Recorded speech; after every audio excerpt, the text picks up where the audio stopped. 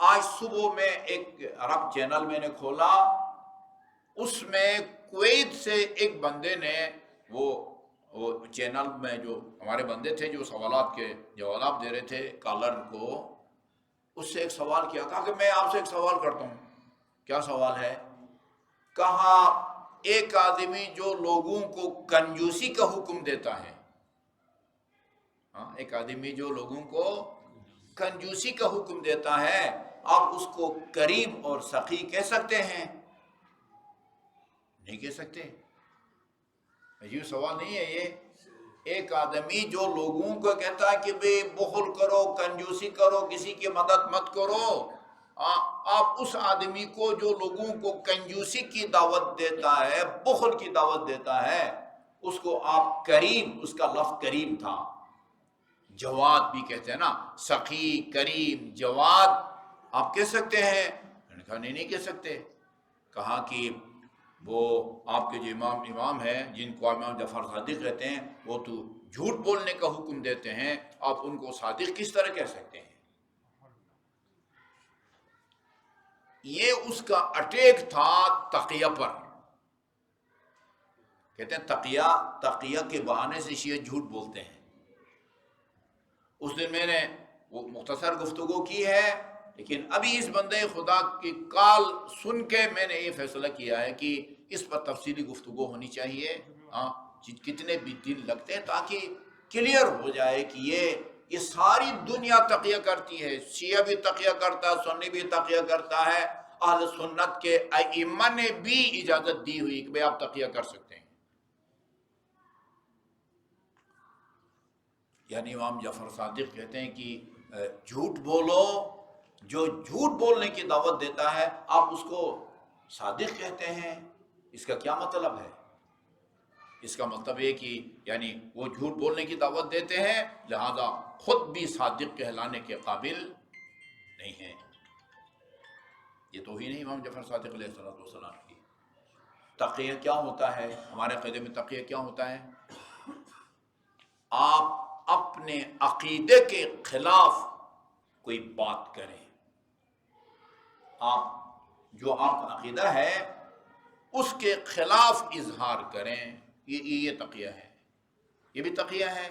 یا آپ اپنے فقہی احکام کے خلاف کوئی کام کریں، ایسا علاقہ جہاں پر ہاتھ کھول کے نماز پڑھنے میں خطرہ ہو، ادھر آپ ہاتھ باندھ کے نماز پڑھیں، یہ تقیہ ہے نا۔ یہ عملی کبھی عقیدہ کا اظہار کرتا بندہ، جو عقیدہ دل میں نہیں ہے اس کے خلاف اظہار کرتا ہے، کبھی عملی زندگی میں اپنے فقہ کے خلاف جان بچانے کے لیے جو ہے نا وہ یہ بھی تقیہ کہلاتا ہے۔ اچھا جی، یہ اس وقت میرے سامنے سورہ نحل، یہ سورہ نحل کی آیت ہے، غور سے سنیے گا، اس کو غور سے سنیے گا۔ سورہ نحل کی آیت نمبر 6 ہے، من کفر باللہ من بعد ایمانہ۔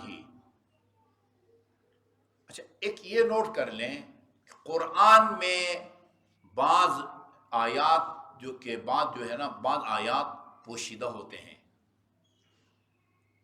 مثلا یہ من کفر باللہ من بعد ایمانہ، جو شخص اپنے ایمان کے بعد اللہ کا انکار کرے، یہ جملہ مکمل ہے زیدی صاحب؟ کیا ہوگا؟ اس کو دنیا میں سزا دی جائے گی، آخرت میں سزا دی جائے گی، رسوا ہو جائے گا۔ جملہ نا مکمل ہے نا۔ قرآن میں بہت ساری آیات ہیں کہ جو اس طرح کی ہیں، یعنی ان کا آخری حصہ کہیں یا جواب کہیں یا جزا وہ پوشیدہ ہے، مضمر ہے، آپ کہیں وہ محفوظ ہیں۔ سیدھی سیدھی بات ہے، من کفر باللہ بعد ایمانہ، یہ نامکمل ہے نا، نامکمل ہے۔ اچھا اس لیے بریکٹ میں وہ جو پوشیدہ آیت ہے نا اس کا ترجمہ کیا گیا ہے۔ اہل سنت کی ترجموں میں بھی آپ یہ چیز دیکھیں گے، اپنے ترجموں میں آپ کو یہ چیز نظر آئے گی، جو شخص اپنے ایمان کے بعد اللہ کے انکار کرے، بریکٹ میں لکھا ہوا ہے اس کے لیے سخت عذاب ہے۔ یہ کہاں سے لیا ہے؟ بعد والی آیت سے لیا ہے، بعد والی آیت سے لیا ہے۔ من کفر باللہ من بعد ایمانہ، جو شخص اپنے ایمان کے بعد اللہ کا انکار کرے، بریکٹ میں اس کے لیے سخت عذاب ہے۔ اچھا، الا من اکرہ وقلبہ مطمئن بالایمان، بجز یعنی ما سوائے اس شخص کے جسے مجبور کیا گیا ہو اور اس کا دل ایمان سے مطمئن ہو۔ سیدھی سیدھی بات ہے، دل مطمئن ہے، خدا کا قائل ہے، جان بچانے کے لیے کہے خدا نہیں ہے، یہ قرآن ہے نا، کہتے ہیں اس کی جو شان نزول ہے نا، شان نزول، یہ جناب عمار یاسر کے بارے میں ہے، عمار یاسر کے بارے میں۔ اچھا،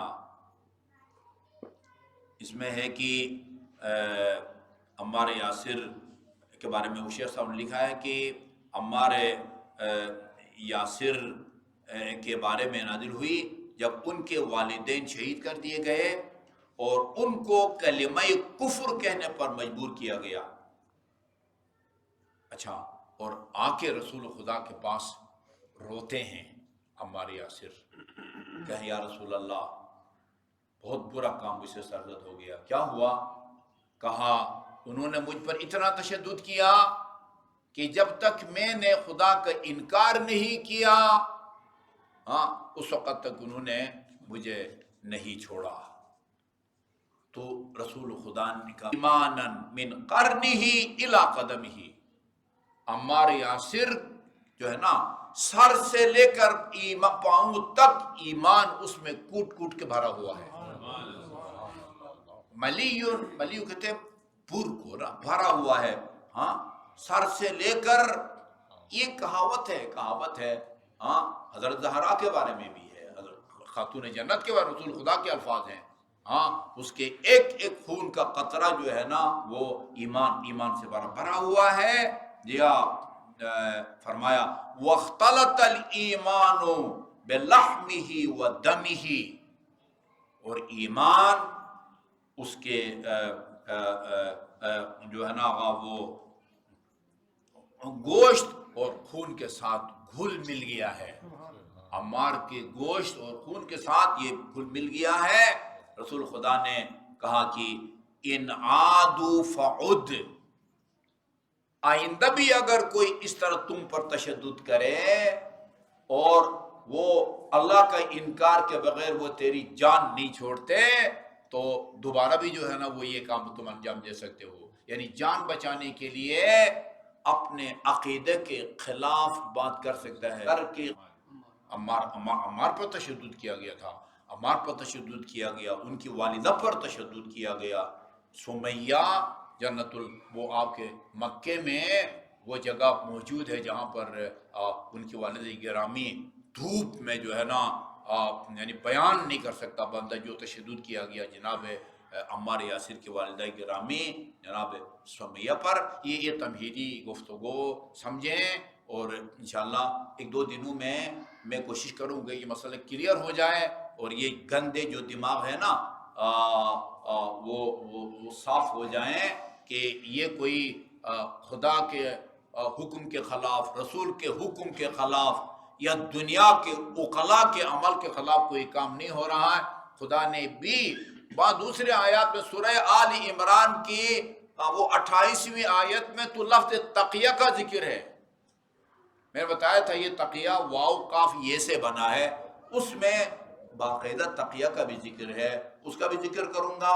باقی ائمہ اربعہ مثلا وہ امام ابو حنیفہ رحمۃ اللہ علیہ، شافعی وغیرہ، ان کے اقوال کو بھی نقل کروں گا کہ یہ اگر کوئی جرم ہے تو وہ صرف ہم ہی نہیں کر رہے، ہاں، وہ فخر رازی نے بھی اپنی کتاب میں لکھا ہے۔ اس طرح کے مسائل کو کلیئر ہونا چاہیے، اور یہ جو انداز دیکھیں نا جی، اہل بیت سے بغض اور دشمنی کے اظہار کے مختلف انداز ہوتے ہیں. یہ دیکھیں نا، یہ عیار کس انداز میں سوال کرتا ہے. جو آدمی آپ کو وہ کنجوسی کا حکم دے دے، اب اس کو سخی کہہ سکیں گے؟